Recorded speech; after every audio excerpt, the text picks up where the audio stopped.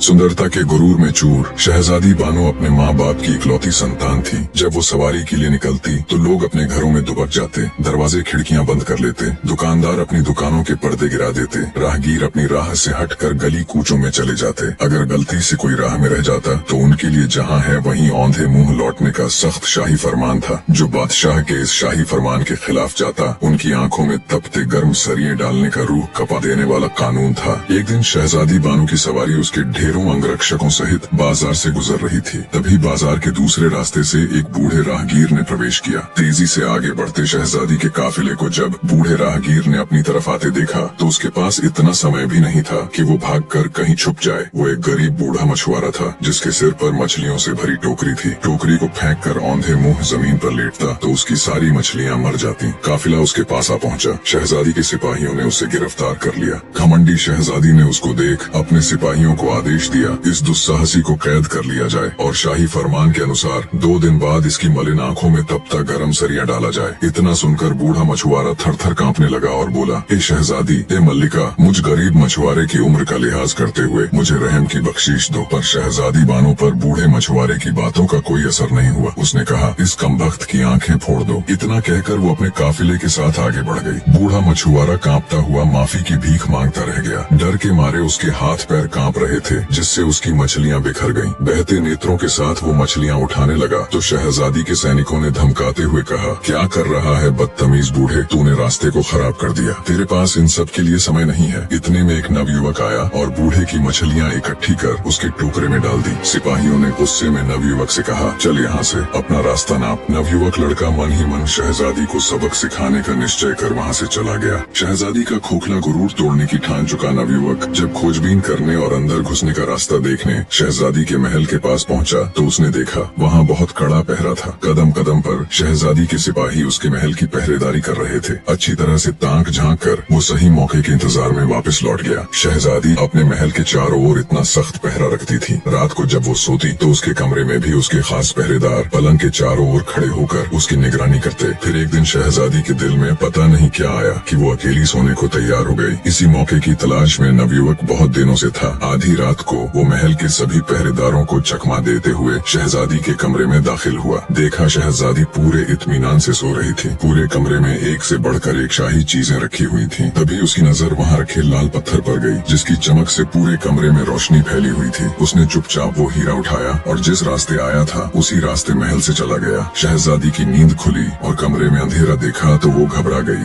घबराकर शहजादी बिस्तर से उठ खड़ी हुई और हाथों से टटोलते हुए घंटे से बंधी जंजीर तक पहुंची और जंजीर खींच दी। घंटे की जोर जोर की आवाज सुनकर शहजादी के नौकर चाकर उसकी बांदियां तुरंत उसके पास पहुंची। उधर बादशाह और मल्लिका भी घंटे की आवाज सुनकर उठ गए। मल्लिका ने बादशाह से कहा, हाय क्या हो गया मेरी बच्ची को, जल्दी से उसके पास चलो। बादशाह और मल्लिका जब शहजादी बानो के कमरे में पहुंचे तो उन्होंने देखा शहजादी के पास नौकर खड़े हुए कह रहे थे, मल्लिका, हमने किसी को यहाँ से बाहर निकलते नहीं देखा। बादशाह के पूछने पर शहजादी ने बताया कि अब्बा जान कमरे में रखे हीरा लाल को कोई चुरा ले गया। बादशाह ने तुरंत सैनिकों को आदेश दिया कि जल्दी जाओ और देखो चोर अभी यही होगा। पर नवयुवक तो कब का वहाँ से जा चुका था। सुबह होते ही बादशाह ने पूरी सल्तनत में घोषणा करवा दी कि जो भी शहजादी के चोरी हुए हीरा लाल को वापस लेकर आएगा या आएगी उसे मुंह मांगा इनाम दिया जाएगा। नवयुवक को जब बादशाह की घोषणा का पता चला तो वो मन ही मन खुश हुआ। वो अब अपने अगले कदम के लिए तैयार था। शहजादी के गुरूर को तोड़ने की नवयुवक की योजना अब उसके हिसाब से जा रही थी। अपनी योजना अनुसार वो बादशाह के सम्मुख पेश हुआ और तख्त के सामने झुककर बड़ी अदब के साथ सलाम किया। बादशाह ने नवयुवक से पूछा, कौन हो तुम? नवयुवक ने अदब के साथ कहा, बादशाह सलामत, मैं शहजादी के चुराए हुए हीरा लाल को लेकर आया हूँ। अब आप अपने वायदे के मुताबिक मेरी मुंह मांगी शर्त को पूरा कीजिए। बादशाह हीरे को देख खुश होता हुआ बोला, कहो तुम्हें क्या चाहिए? नवयुवक ने बोला, बादशाह सलामत, मेरी गुजारिश है कि परसों शहजादी को देखने पर कैद किए गए वृद्ध मछुआरे की आंखें फोड़ने की सजा माफ की जाए और उन सिपाहियों की पीठ पर कोड़े लगवाए जाए जिन्होंने उसे गिरफ्तार किया और मुझे गालियां दी। बादशाह ने हैरान होते हुए पूछा, उस बूढ़े मछुआरे के साथ तुम्हारा क्या रिश्ता है? नवयुवक बोला, हुजूर आजम, मेरा उसके साथ इंसानियत के अलावा कोई रिश्ता नहीं। बस उसकी हालत देखकर मुझे उसके ऊपर रहम आ गया और वैसे भी उसके देखने भर से शहजादी का क्या बिगड़ गया। नवयुवक के मुख से ये बात सुनकर बादशाह गुस्से से तिलमिला उठा। उसने अपने वजीर को आदेश दिया, इस कमबख्त को कारावास में डाल दो और वायदे के मुताबिक उस बूढ़े मछुआरे को रिहा कर दिया जाए और उन सैनिकों को 50-50 कोड़े घोड़े मारे जाएं। नवयुवक ने बादशाह का हुक्म सुन बादशाह से कहा, बादशाह हुजूर, आप मुझे कारावास की सजा क्यों दे रहे हो? तब बादशाह बोला, एक तो तुमने शहजादी के लाल हीरे को चुराया और ऊपर से शहजादी का अपमान किया है। नवयुवक ने बड़े अदब के साथ कहा, बादशाह हुजूर, हीरा मैंने बूढ़े मछुआरे को सजा से बचाने के लिए चुराया था। आप ये ठीक नहीं कर रहे हैं। अगर आपने ऐसा किया तो मैं आपकी जेल से भाग जाऊंगा और आपका ताज चुरा लूंगा। बादशाह बोला, बेवकूफ लड़के, तू मेरे ताज के आसपास भी नहीं फटक सकता। बादशाह ने सिपाहियों को उसे जेल ले जाने का इशारा किया। इशारा मिलते ही तुरंत सिपाही नवयुवक को पकड़कर कैद खाने ले गए और जेल में बंद कर दिया। नवयुवक जेल में बैठा खुश हो रहा था। जैसा वो चाहता था अब तक बिल्कुल वैसा ही हो रहा था। वो अब अपने अगले कदम के लिए पूरी तरह तैयार था।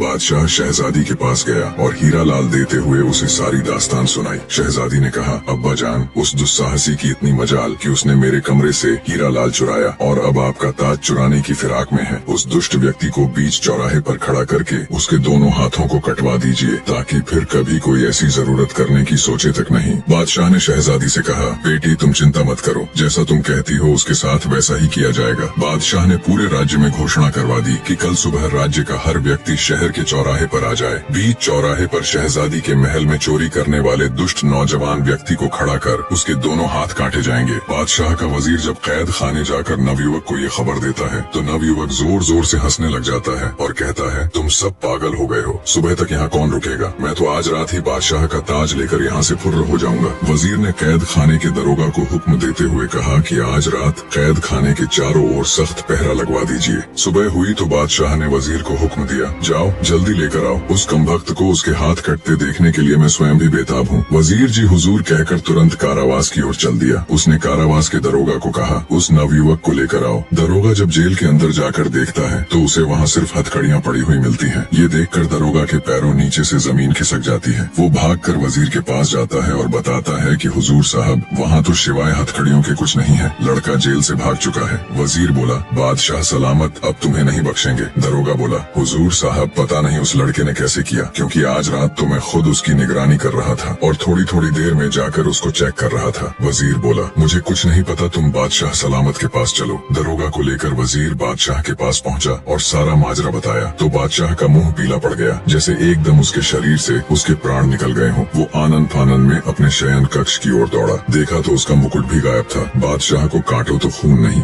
शहजादी बानो अपने पिता के महल में आती है। देखा तो बादशाह उदास बैठा हुआ है। शहजादी ने उनसे मायूसी का कारण पूछा तो बादशाह बोला, क्या फायदा मेरे बादशाह होने का जब एक मामूली सा चोर लड़का मेरे महल में दाखिल हो जाता है और जो उसका मन करे उठा ले जाता है। शहजादी बोली, मुझे तो लगता है सभी नौकर उस कमबख्त से मिले हुए हैं, पर आप उदास मत हो अब्बा जान, एक तरीका है उसे पकड़ने का और आपका ताज फिर से पाने का। आप उस बूढ़े राहगीर को फिर से कैद करवा कर पूरे नगर में घोषणा करवा दीजिए कि बूढ़े मछुआरे की आंखें निकाल कर उसे शहजादी के महल में बंदी बनाकर रखा गया है। वो उसे बचाने जरूर आएगा। बादशाह के हुक्म की देर थी कि कुछ ही देर में सैनिक उस बूढ़े राहगीर को पकड़ लाए। बादशाह ने बूढ़े मछुआरे को आराम के साथ शाही कमरे में ठहराया और अपनी योजना अनुसार पूरे राज्य में घोषणा कर दी कि बूढ़े की आंखें निकाल उसे कैद करके रखा है। नवयुवक को जब पता चला तो उसके तन बदन में आग लग गई। उसने खुद से कहा, जब मेरे ऊपर वश नहीं चला तो उस बूढ़े राहगीर को ही उठा लिया, पर अब बस बहुत हुआ, अब इन सब का अंत करने का समय आ गया है।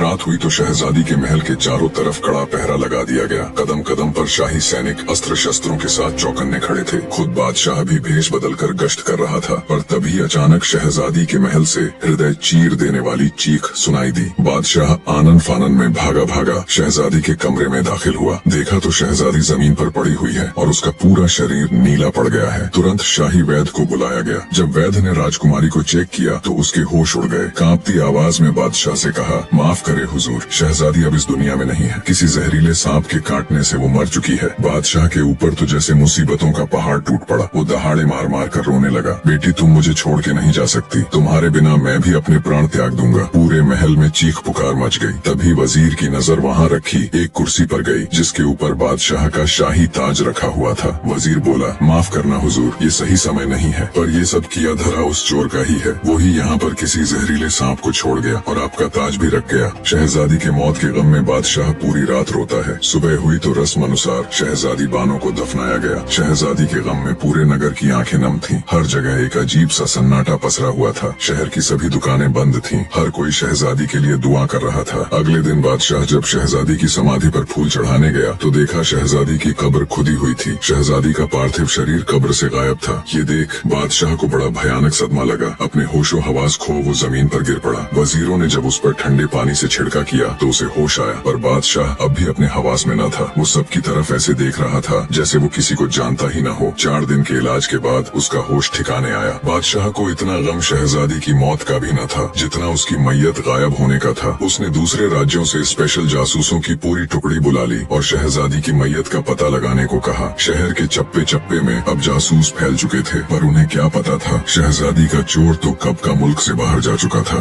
कब्र खोदकर शहजादी की लाश को बाहर निकालने वाला कोई और नहीं बल्कि वो नवयुवक ही था जो शहजादी के गुरूर को तोड़कर ध्वस्त करने की ठान चुका था। शहजादी की लाश को अपने घोड़े पर लिए वो बहुत तेजी से आगे बढ़ रहा था। चलते चलते वो बगदाद शहर के बाहर पहुंच गया। शहजादी की लाश को झाड़ियों में छुपा वो एक संदूक ले आया। संदूक में शहजादी को लिटा शहर के अंदर गया और उसने एक सराय का कमरा किराए पर लिया। जब रात हुई और सब सो गए तो नवयुवक ने बक्से को खोला और कुछ मंत्र बोलकर एक सांप बन गया। सांप बने नवयुवक ने शहजादी के काटे हुए स्थान से सारा जहर चूस लिया और फिर से अपने असली रूप में आ गया। कुछ ही समय बाद आहें भरती हुई शहजादी उठकर बैठ गई। उसने पानी मांगा, तब नवयुवक ने उसे पानी पिलाया। पानी पीकर शहजादी के होश कुछ ठिकाने आए तो वो बोली, मैं कहाँ हूँ, तुम कौन हो? मैंने अभी अभी एक बहुत भयानक सपना देखा कि एक सांप के काटने से मेरी मृत्यु हो जाती है, मुझे दफना दिया जाता है, फिर तुम आकर मुझे कब्र से निकालकर एक सफेद घोड़े पर यहाँ ले आए। पर वो सपना एक सपना ना होकर हकीकत था। तुम मुझे यहाँ क्यों लेकर आए? तुम्हारा मकसद क्या है? और इतने सारे सिपाहियों के होते हुए तुम महल में घुसकर चोरी कैसे करते हो? बौखलाई शहजादी ने एक साथ सवालों की बौछार कर दी। तब नवयुवक बोला, सुनो शहजादी, अगर तुम जानना ही चाहती हो तो मेरा नाम बिन मुस्तफा है। मेरे अब्बा जान बहुत बड़े जादूगर थे जिन्होंने मुझे अपनी विद्या से सांप का रूप बदलने की विधि सिखाई है। मैं तुम्हारे महल में सांप के रूप में अंदर जाता था। जिस सांप के काटने से तुम्हारी मृत्यु हुई थी वो भी कोई और नहीं बल्कि मैं ही था। मैं जानता था सांप के काटे हुए मनुष्य का अगर 3 दिन के अंदर जहर चूस कर निकाल दिया जाए तो वो फिर से जिंदा हो जाता है। ये सब मैंने तुम्हें सबक सिखाने और तुम्हारे खोखले गुरूर को तोड़ने के लिए किया और अब तुम सदा के लिए मेरी दासी बनकर मेरे साथ रहोगी। यही तुम्हारी सजा है। शहजादी सब कुछ सुन एकदम सन रह गई। उसे कुछ बोलते न सूझा। कुछ देर चुप्पी के बाद शहजादी ने माफी मांगते हुए कहा, मैंने ताकत के गुरूर में चूर पता नहीं कितने ही लोगों का अनिष्ट किया है, मुझे माफ कर दो। पर नवयुवक के ऊपर शहजादी की पश्चाताप भरी बातों का कोई असर नहीं हुआ। शहजादी को अपने घर लाकर एक बंदी या फिर ये कहे एक दासी की तरह नवयुवक रखने लगा। कुछ दिन तक तो शहजादी ने नवयुवक से मिन्नतें की कि वो उसे उसके पिता के पास छोड़ आए, पर नवयुवक को उसके ऊपर विश्वास न था। उसे लगता था शहजादी ये सब मजबूरी में और उसकी कैद से छुटने के लिए बोल रही है। समय बीतता गया। शहजादी अब अपना पूरा अहंकार त्याग कर एक पत्नी की तरह घर का सारा काम करती और नवयुवक की हर छोटी से छोटी बात का ख्याल रखती। धीरे धीरे नवयुवक के दिल में भी शहजादी के प्रति कठोरता की जगह नरमी ने ले ली। वो उसे चाहने लगा। फिर सोचा, मैं कहाँ एक छोटे से जादूगर का लड़का और वो मुल्क की शहजादी। फिर एक दिन ऐसा आया जब नवयुवक ने शहजादी को परखने के लिए घर पर अकेला छोड़ दिया और भागने का पूरा मौका दिया और सोचा रात को जब लौटूंगा तब शहजादी मुझे मिल गई तो उसके सामने अपने दिल की बात कह दूंगा। रात तक का समय नवयुवक ने बड़ी मुश्किल से काटा। रात हुई तो वो धड़कते दिल के साथ घर की ओर चल दिया। उसके मन में ढेरों विचार एक साथ चल रहे थे। नवयुवक जब रात में घर आया तो उसने देखा शहजादी कहीं नहीं गई बल्कि रोजमर्रा की तरह अपने कामों में तल्लीन थी। आज पूरा दिन सोचने समझने और विचार करने के बाद उसने फैसला लिया कि शहजादी के साथ उसका कोई भविष्य नहीं है। उन दोनों के बीच प्रतिष्ठा और रुतबे की बहुत बड़ी दीवार है तो वो उसे सही सलामत बादशाह के पास ही छोड़ आएगा। सुबह हुई तो शहजादी को लेकर वो बादशाह के पास गया। जब बादशाह ने अपनी बेटी को सही सलामत देखा तो उसकी आंखों से खुशी की अश्रुधारा बह निकली। उसने शहजादी को गले लगा लिया और ढेरों सवाल एक साथ दाग दिए। तब नवयुवक ने बादशाह से माफी मांगते हुए सारा किस्सा कह सुनाया। सब सुनकर बादशाह ने अपने वजीर को हुक्म दिया कि इसे अभी फांसी के तख्ते पर चढ़ा दो। पर शहजादी ने अपने पिता से कहा, नहीं अब्बाजान, इसने मेरा अहंकार नष्ट करने के लिए ये सब किया। अब मैं इसे अपने हृदय से अपना पति मान चुकी हूँ। अगर इसे कुछ हुआ तो मैं भी अपने प्राण त्याग दूंगी। बेटी के मोह में मजबूर बादशाह ने दोनों का निगाह करवा दिया। अब पहले जैसा कोई कानून नहीं रहा। प्रजा भी अब खुशी से रहने लगी। इधर शहजादी और नवयुवक भी एक दूसरे के साथ खुश थे। निष्कर्ष, सच्ची शक्ति और महानता केवल बाहरी ताकत, राज या सामर्थ्य में नहीं, बल्कि आत्म साक्षात्कार, विनम्रता और अपने भीतर की अच्छाई को पहचानने में है। शहजादी बानो, जो अपने शक्ति और सौंदर्य के अहंकार में चूर थी, अपनी गलतियों और असलियत को स्वीकारने के बाद खुद को बदलने का प्रयास करती है। नवयुवक, जो पहले केवल प्रतिशोध और सजा के विचार से प्रेरित था, धीरे धीरे अपनी कठोरता और गुस्से से बाहर निकलता है और उसे माफ करके एक नया दृष्टिकोण अपनाता है। यह कहानी यह भी सिखाती है कि सच्ची सजा किसी को शारीरिक रूप से दंडित करने में नहीं है, बल्कि उसे मानसिक और आत्मिक रूप से आत्म सुधार की दिशा में मार्गदर्शन करने में है। नवयुवक का कदम शहजादी को सजा देने की बजाय उसे एक मौका देना यह दिखाता है कि जब किसी व्यक्ति को आत्मग्लानि और पश्चाताप का एहसास होता है तो उसकी सुधार की प्रक्रिया शुरू होती है। इंसानियत की सबसे बड़ी शक्ति सच्चाई को पहचानने, उसे स्वीकार करने और दूसरों के लिए अपना दृष्टिकोण बदलने में है। दोनों पात्रों की यात्रा यह दर्शाती है